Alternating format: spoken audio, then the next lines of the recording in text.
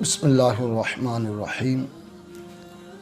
نحمدہ ونصلی ونسلم علی رسولہ الکریم وعلی آلہ واصحابہ اجمعین اما بعد فاعوذ باللہ من الشیطان الرجیم بسم اللہ الرحمن الرحیم یا ایہا الذین آمنوا ان جاءکم فاسق بنبأ فتبینوا ان تصیبوا قوما بجہالۃ فتصبحوا علی ما فعلتم نادمین آمنت باللہ صدق اللہ مولانا العظیم الصلاۃ والسلام علیک یا سیدی یا رسول اللہ وعلی آلک واصحابک یا سیدی یا حبیب اللہ الصلاۃ والسلام علیک یا سیدی یا خاتم النبیین وعلی آلک واصحابک یا سیدی یا رحمۃ للعالمین۔ سورہ حجرات کی آیت نمبر 6 کو تلاوت کیا ہے۔ اس کے اندر اللہ رب العالمین جل وعلا نے اہل ایمان کو سنی ہوئی خبر اور جو شخص سنائے اگر اس کا کردار ایسا ہو تو اس کی تصدیق کے متعلق حکم دیا۔ خالق کائنات نے اعلان کیا یا ایھا الذین آمنوا، اے ایمان والو، ان جاءکم فاسق بنبأ فتبینوا، اگر کوئی فاسق تمہارے پاس کوئی خبر لائے، ان تصیبوا قوما بجہالۃ فتصبحوا علی ما فعلتم نادمین، فاسق خبر لائے تو تم اس خبر کی تحقیق کر لیا کرو، کیوں کہیں کسی قوم کو بے جانے ایذا نہ دے بیٹھو پھر تمہیں اپنے کیے پر پچھتاوا ہو۔ یعنی بغیر تحقیق کی ایک خبر پہ کسی کو تکلیف دے کر بعد میں پچھتانا پڑے۔ یہ آیت کریمہ فاسق کی خبر کے متعلق ذکر کر رہی ہے۔ مفسرین نے اس کے شان نزول کے وجوہات لکھی ہیں، جس پہ علامہ اسماعیل حقی رحمۃ اللہ تعالی علیہ اور دیگر نے لکھا ہے کہ یہ آیت کریمہ ولید بن عقبہ کے بارے میں نازل ہوئی۔ جب میرے مصطفیٰ کریم صلی اللہ تعالی علیہ وسلم نے ولید بن عقبہ کو بھیجا کہ جا کر بنو مستلق سے زکوٰۃ کی رقم لے آؤ، وہ گیا، ابھی اس علاقے میں آبادی میں داخل نہیں ہوا اور اس کو خبر پہنچی کہ وہ لوگ تیاری کر رہے ہیں،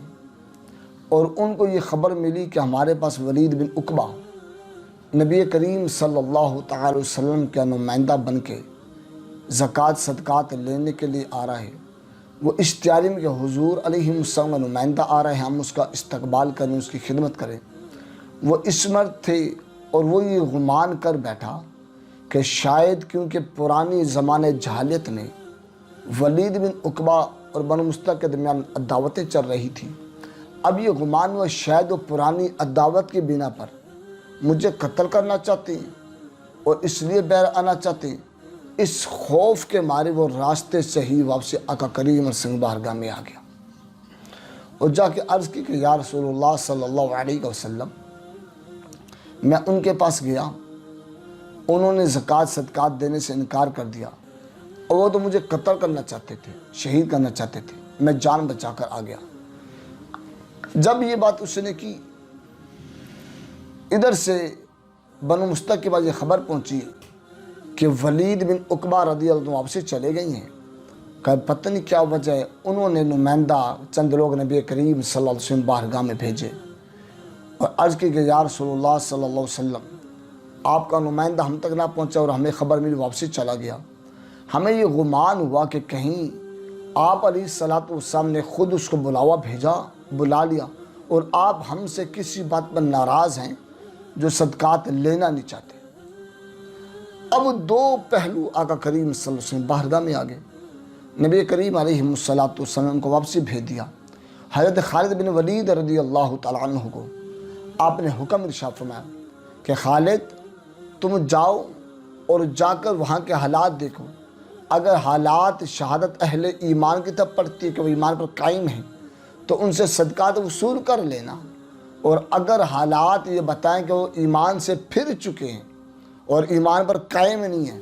تو ان کے ساتھ کفار والا معاملہ کرنا۔ سیدنا خالد بن ولید رضی اللہ عنہ جب پہنچے، مغرب کا وقت تھا، انہوں نے اذان مغرب سماعت کی، اذان عشاء سماعت کی، اور وہاں کے معاملات کو دیکھا تو خبر نہیں، وہ تو ایمان پر قائم ہیں اور دیانت دار لوگ ہیں، شریف لوگ ہیں۔ انہوں نے زکوٰۃ صدقات لی اور نبی کریم صلی اللہ علیہ وسلم بارگاہ میں حاضر ہو گئے۔ تو یہ آیت کریمہ ولید بن عقبہ کے بارے میں نازل ہوئی، اور اس میں رب کائنات نے حکم دیا، ان جاءکم فاسقم بنبأ فتبینوا ان تصیبوا قوما بجہالۃ فتصبحوا علی ما فعلتم نادمین۔ اگر کوئی ایمان کے پاس کوئی فاسق خبر لے آئے تو اس کی خبر سن کے عمل نہ کیا جائے بلکہ اس پہ تصدیق کی جائے۔ اس پر فقہائے احناف نے یہ مسئلہ بھی اخذ کیا ہے کہ شہادت کس طرح کی ہو۔ وہ کہتے ہیں کہ شہادت کے بارے میں قرآن کی یہ آیت جو ہے فاسق کے بارے میں، اگر کوئی شخص ظاہری گناہگار ہو، گناہ کرتا ہو اور ایمان پر کاربند ہو، اس کی شہادت کو قبول کر لیا جائے گا، کیونکہ آیت قرآن نے فاسق کی طرف ضمانت کی ہے، تحقیق کی، نہ کہ گناہ پہ تحقیق کی ہے۔ اور دوسرا یہ کہا ہے کہ اگر کوئی شخص کذاب نہ ہو، یعنی اس کا کذب ایسا معروف ہو جو نبی کریم صلی اللہ علیہ وسلم پر باندھو یا عوام پر، تو اس کی شہادت کی تصدیق کی بھی حاجت نہیں ہے۔ اگر کذاب ہو اور جو لوگوں پر جھوٹ باندھ رہا ہو زیادہ کثرت سے، اب یہ گمان ہوگا یقیناً جب یہ لوگوں پر باندھ رہا ہے، مسلمانوں پر، یہ نبی کریم صلی اللہ علیہ وسلم پر باندھا سکتے ہیں، اس لیے اس کی شہادت کی تصدیق کی جائے گی۔ اور فاسق جو ہوتا ہے، فاسق متول ہوتا ہے، ایک غیر متول ہوتا ہے۔ متول وہ جو ارادہ تن گناہ کر لے، اس کی شہادت پر یہ حکم لگا دیتے ہیں۔ اور غیر متول وہ جس کو خبر نہ ہو اور کوئی گناہ سرزد ہو جائے تو اس سے یہ کہتا ہے اگر وہ شہادت دے تو اس کی شہادت کو قبول کر لیا جائے گا۔ یعنی فاسق اس کو کہتے ہیں شریعت اسلامیہ میں جو اعلانیہ گناہ کرتا، یعنی اعلانیہ گناہ کبیرہ کر اس کو فاسق کہتے ہیں۔ اب وہیں سے فقہا کہتے ہیں وہ اعلانیہ گناہ ارادہ تن کرتا ہے اور کذب کا سہارا بھی لیتا ہے تو اس کی شہادت پہ تصدیق کی جائے اور تصدیق کے بعد قبول کیا جائے۔ اگر وہ کذب کی شہادت نہیں پائی جاتی اس کے اندر اور وہ ارادتاً گناہ کا ارتکاب بھی نہیں کرتا ہے، وہ شہادت دے بھی دے اور پھر خبر ملے کہ گناہ گار ہے، لیکن گناہ گار کی شہادت کو قبول کر لیا جائے گا جب تک کذب کی شہادت نہ ملے، اس پہ اعتراض نہیں ہوگا۔ تو قرآن مجید فرقان حمید کی آیت بینات یہ ہمیں اشارہ دے رہی ہے حکم کہ ہم شہادت اس شخص کے لیں جو شریعت اسلامیہ کے تابع ہو، نہ کہ وہ جس کا ظاہر و باطن شریعت کے خلاف ہو، کردار اسلام کے خلاف ہو، اس کی شہادت کو اس سے اسلام اہمیت نہیں دیتا، بلکہ اس کی شہادت اگر سچی بھی ہو تب بھی تصدیق کی جائے کہ واقعتاً یہ سچی ہے بھی کہ نہیں۔ اللہ رب العالمین جل وعلا ہمیں عمل کی توفیق عطا فرمائے۔